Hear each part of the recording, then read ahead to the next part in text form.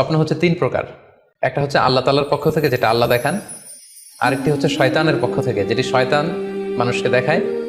আরেকটি হচ্ছে নিজের পক্ষ থেকে, অর্থাৎ সারাদিন আপনি যেটা নিয়ে কনসার্ন, সারাদিন আপনি আপনার চিন্তা ভাবনার মধ্যে যেই জিনিসটাকে স্থান দেন, সেটাই আপনি রাত্রিবেলা দেখেন।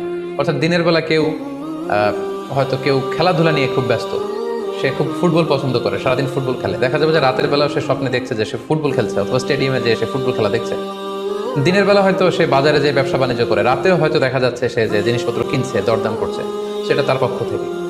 তাহলে বেসিকলি স্বপ্ন হচ্ছে তিন ধরনের: একটা আল্লাহর পক্ষ থেকে, একটা শয়তানের পক্ষ থেকে, আরেকটা হচ্ছে নিজের পক্ষ থেকে, যেটা আমরা সহিহ মুসলিমের একটি বর্ণনা থেকে জানতে পারি, যেখানে আল্লাহ রাসূল সাল্লাল্লাহু আলাইহি ওয়াসাল্লাম ইরশাদ করছেন, আর রুইয়া সালাসা, স্বপ্ন হচ্ছে তিন ধরনের।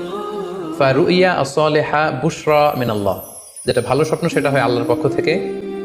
ওয়া রুইয়া তাহজিনুন মিনাশ শাইতান, আরেকটা স্বপ্ন থাকে যেটা শয়তানের পক্ষ থেকে, সেটা ভয় দেখানো হয়। ভয়ঙ্কর যদি কোনো দুঃস্বপ্ন দেখে থাকেন তাহলে এটা আল্লাহর পক্ষ থেকে নয়, এই স্বপ্নটা শয়তানের পক্ষ থেকে।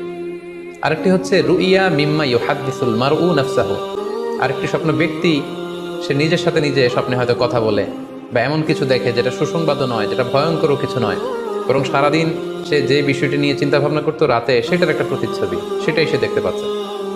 এটা হচ্ছে নিজের পক্ষ থেকে স্বপ্ন।